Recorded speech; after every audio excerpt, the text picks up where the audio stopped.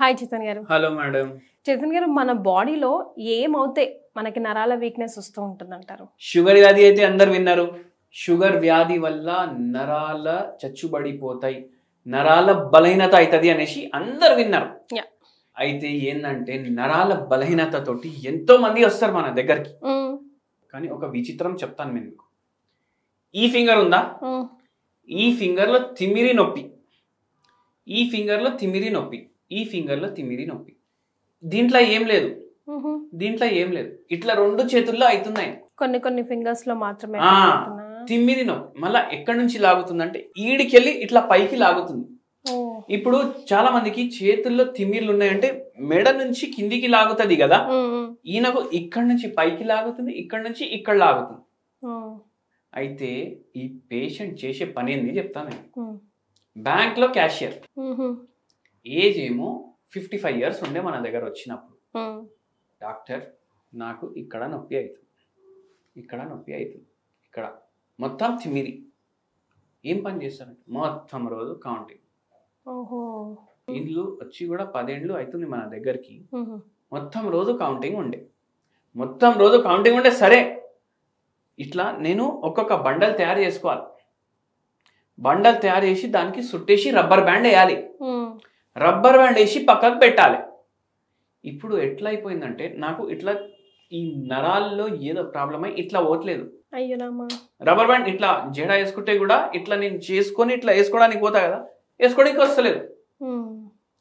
అది rubber band దానికి కూడా పడతలేదు, జడ కూడా వేసుకోవడానికి వస్తలేదు. అదేలేండి పాపం. ఈ ప్రాబ్లం షుగర్ వ్యాధి వల్ల కాలేదు.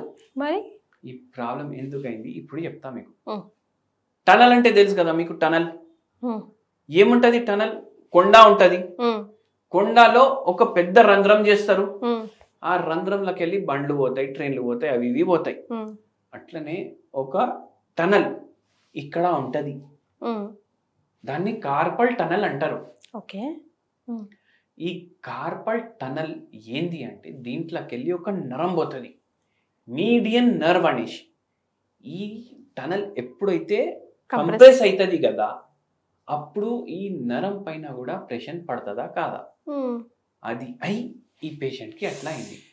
ఇది ఎవరికి ఎక్కువ అవుతుంది అంటే ఎవరి చేతులు సేమ్ యాంగిల్లో ఉంటాయి కదా, వాళ్ళకు అవుతుంది. చాలా ఎక్కువసేపు ఒకటే పని చేయడం, ఒక్కటే ఎక్కువ సేపు ఏంది, ఎక్కువ ఏళ్ళు 35 ఏళ్ల నుంచి ఇదే పని, 35 ఏళ్ల నుంచి అదే పని ఉండి ఆ పేషెంట్ కి అట్లా ప్రాబ్లం అయింది. ఆపరేషన్ చేయాలి అన్నారు. హోమియోపతి మెడిసిన్స్ కి 3 నెలల్లో దేవుని దయతోటి సిమ్టమ్స్ అన్ని పోయినాయి. మనం 8 months మందులు వాడిపించినాం, మందులు ఆపేసినాం. ఆపరేషన్ అంటే ఏం చేస్తారు చేతన్ గారు? ఇప్పుడు అది మళ్ళా ఆ టనల్ ని కరెక్ట్ చేస్తారు. ఓకే. మళ్ళా దానికి ఇంకోటి కూడా చెప్తా. అయితే ఇది విచిత్రమైన కారణమా కాదా? చాలా అండి, చాలా విచిత్రం కారణం. ఇట్లా మొత్తం రోజు ల్యాప్టాప్ మీద పనిచేసేటోళ్ళకి ఇప్పుడు రైల్వే కౌంటర్లు, ఇప్పుడైతే రష్ లేదు, లేకపోతే కిలోమీటర్ వెయిటింగ్ టికెట్లు కొనడానికి ఉంటుండే.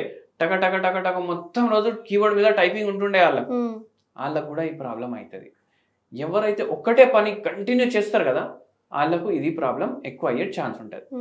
మళ్ళా ఇంకోటి, ఒకవేళ మీరు కానీ నేను కానీ ఎవరైనా నిల్చోవడం పని చేస్తున్నారు అనుకోండి, ఏదో 2 కాళ్ళు ఒక కాలు నొప్పి అవుతుంది. ఏం చేస్తాం? నిల్చొని చేసే పని మొత్తం బరువు వేరే కాలు మీద వేస్తాం, బ్యాలెన్స్ చేసుకుంటా. అవునా కాదా? అవునండి. వేరే కాలు నొప్పి మళ్ళీ అయినాక మొత్తం బరువు ఈ కాళ్ళ మీద వేస్తాం. అయితే ఇది నేను టీచర్లలో ఎక్కువ చూసినాను. నేను మొత్తం రోజు నిల్చొని చెప్తారు కదా పై పాఠాలు, మొత్తం రోజు చెప్పడం వల్ల ఏమవుతుంది, బరువు మొత్తం ఒక సైడ్ వేయడం, మళ్ళీ ఇంకో సైడ్ వేయడం, మళ్ళీ ఇంకో సైడ్ వేయడం. దాంట్లో వాళ్ళ పోస్చరు కరెక్ట్ ఉండదు. మోకాలు నొప్పులు రావడం అయితే ఓకే, కానీ స్పైన్ మీద కూడా ఎఫెక్ట్ అవుతుంది వాళ్ళకు. మళ్ళీ ఒక్కసారి 40-45 దాటినాక ఏమైపోతుంది అంటే డీజనరేటివ్ డిస్క్ డిజీజ్ అయ్యే కారణాలతోటి సియాటికా ప్రాబ్లం. డాక్టర్ ఈడికెళ్ళి కింద టిప్ వరకు ఏదైతే ఫింగర్స్ ఉంటాయి కదా కాళ్ళకి, అక్కడ వరకు విపరీతంగా లాగుతుంది. కూసుంటే తగ్గదు, నిల్చుంటే తగ్గదు, నడుస్తే తగ్గదు. కొందరికి పడుకుంటే తగ్గుతుంది, కొందరికి నడుస్తే మంచిగా అనిపిస్తుంది. ఇది సియాటికా ప్రాబ్లం కూడా ఎందుకు అవుతుంది అంటే ఏదైతే L3, L4, L5, S1 ఈ బొక్క ఉంటది ఇక్కడ వెనకల, దాంట్లో డీజనరేషన్ అవ్వడం వల్ల, నర్వ్ కంప్రెషన్ అవ్వడం వల్ల ఏదైతే లంబార్డ్ లార్డోసిస్ అనేసి ఒక పదం ఉంటది, అంటే ఏంటంటే మన స్పైన్ స్ట్రక్చర్ ఎట్లా అయితే ఉంటది కదా, వెనకాల ఇట్లా సైడ్లకి వెళ్ళి మీరు మనిషిని చూస్తే ఇట్లా వచ్చి ఇట్లా ఉంటది, ఆ స్ట్రక్చరే పాడైపోతుంది. కొందరు మీరు చూడండి హై హీల్లు వేసుకుంటారు, మొత్తం రోజు కూడా హై హీల్లు వేసుకుంటారు, వాళ్ళకు అవ్వచ్చు దాంతో ప్రాబ్లం. సియాటికా కూడా వస్తుంది వాళ్ళకు. మళ్ళా మొత్తం రోజు నిల్చొని చేసే పని, పోలీసు వాళ్ళు, టీచర్లు, మాళ్ళల్లో పనిచేసేటోళ్ళు, ఫ్యాక్టరీలలో పనిచేసేటోళ్ళు, వాళ్ళకు కూడా అవుతుంది. అయితే వాళ్ళకు ఇట్లా సియాటికా ప్రాబ్లం ఇట్లా అవుతుంది. టీచర్లు కూడా చాలా మంది వస్తారు ఇట్లా ప్రాబ్లంలతోటి. మళ్ళీ ఇంకోటి ఏంది అంటే కంప్యూటర్ ముందు కూర్చొని పని చేస్తాం చాలా మంది, వాళ్ళు ఏమైపోతుంది అంటే బై మిస్టేక్ ఇట్లా మునిగిపోతారు, ఆ స్క్రీన్ వరకు వెళ్ళిపోతారు. దాంతో కూడా చాలా మందికి చక్కర్లు రావడం, ఇక్కడ నరం కంప్రెస్ అయిపోవడం, ఈవెన్ చాక్ బోర్డ్ మీద రాస్తున్నప్పుడు టీచర్లకు లెక్చరర్లకు వాళ్ళకు కూడా అట్లా అవుతుంది. ఈ ప్రమాదం ఏదైతే నేను చెప్తున్నానో ఇది మొత్తం భారతదేశం అయ్యే రోగం. ఇది నేను చెప్తాను. పిల్లలు ఎట్లా అయితే 20 ఏళ్ళు 21 ఏళ్ళు అవ్వంగానే ఏం చేస్తున్నారు, గ్రాడ్యుయేషన్ అయిపోతుంది. ప్రతి ఇంట్లో సన్ ఉంటుంది, సన్ టీవీ ఇంట్లో సన్ టన్ అని ఉండే కదా, ప్రతి ఇంట్లో అది ఉంటుంది. ప్లస్ ప్రతి ఇంట్లో ఒక పిల్లోడు అమెరికాలో ఉంటాడు. ఇప్పుడు ఏమైపోతుంది, అమ్మ నాయన మెల్లగా రిటైర్ అయిపోతారు. రిటైర్ అయిపోయినాక వాళ్ళకు ఉండే పని ఎట్లా అయిపోతుంది అంటే కొడుకు డబ్బులు పంపిస్తాడు, ఇల్లు కొంటారు, బండ్లు కొంటారు, అన్నీ కొంటారు, సోఫా కొంటారు, ఫ్రిడ్జ్ కొంటారు, ఏసీ కొంటారు, మొత్తం ఇల్లు చకాచక్ చేసుకుంటారు. ఇప్పుడు ఇల్లు సాఫ్ చేయడానికి వీళ్ళకి చేసుకోవడానికి రాదు, చాలా మంది పనోళ్ళని పెట్టుకుంటారు. మళ్ళీ దాని తర్వాత ఏమైపోతుంది, మొత్తం పని ఏంది వీళ్ళ సోఫా మీద కూర్చోవడం, టీవీ రిమోట్ పట్టుకోవడం. ఏం చేయాలి నేను మొత్తం రోజు అని వాళ్ళే చెప్తారు. ఈ రీళ్లు చూడడం, దాంతో మెడ ఎట్లనే ఉండడం, మళ్ళీ బరువు కూడా ఎక్కువ ఉంటుంది, షుగర్ ఉంటుంది, అది మళ్ళా దాని మీద ఇట్లా ఏం పని చేయకపోవడం వల్ల కూడా రోగాలు ఎట్లా వస్తాయి. ఇట్లా పాస్చర్ ప్రాబ్లం తోటి ఎంతో మంది మన పేషెంట్లు ఏమైనా పని చేయనికి చేతనైతే లేదు, చేయబుద్ధి అయితే లేదు. ఫస్ట్ ఆఫ్ ఆల్ బాడీ సహకరించాలి కదండి, బాడీ సహకరిస్తే కూడా చేయబుద్ధి అయితే లేదు అంటారు. ఫ్యాన్ వేయడానికి కూడా ఎవరో ఒకడు ఉన్నాడు ఇంట్లో. అయితే మాకు కూడా తెలుసు ఇది తప్పు అనేసి, మొత్తం కాళ్ళు లాగుతున్నాయి, అరికాలు మంటలు. మీరు చూడండి నా క్లినిక్ మొత్తం సీనియర్ సిటిజన్లతోటి నిండిపోయి ఉంటుంది.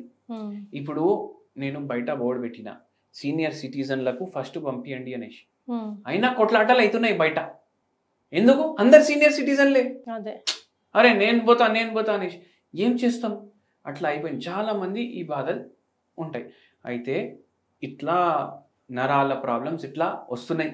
సో హోమియోపతిలో పర్మనెంట్ సొల్యూషన్ ఉంటుందండి, వాళ్ళ ఆ ఏజ్ వాళ్ళకి కూడా, ఏ ఏజ్ వాళ్ళకి కూడా పర్మనెంట్ సొల్యూషన్ ఉంటుంది హోమియోపతిలో.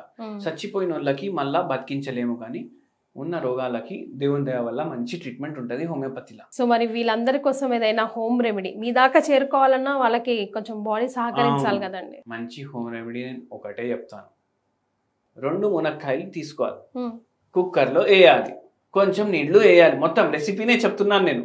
కొంచెం నీళ్లు వేయాలి, 3 సీటీలో 2 సీటీలు పెట్టాలి, మళ్ళీ అది ఓపెన్ చేయాలి. పప్పు ఇట్లా మొత్తం మిక్స్ చేసుకుంటాం కదా, ఏమంటారు దాన్ని, పప్పు గుత్తితోటి దాన్ని మంచిగా ప్రెస్ చేయాలి. దాంట్లో ఉన్న మొత్తం, దాంట్లో కూడా గుజ్జులాగా ఉంటది మొత్తం, అది మొత్తం బయటికి వస్తుంది. ఏదైతే హార్డ్ దాని స్టెమ్స్ ఉంటాయి కదా, అది మొత్తం తీసి పడేసేయండి. ఇప్పుడు ఇది మీరు తయారు చేసుకుంది మొరింగా సూప్, ఇది ఒక బౌల్లో తీసుకోండి. సూప్ బౌల్లోనే తాగండి, హోటల్లో కూర్చొని తాగినట్టు ఉంటది. కొంచెం మిరియాల బుక్ని వేయండి, దాంట్లో కలుపుకోండి, డైలీ తాగండి.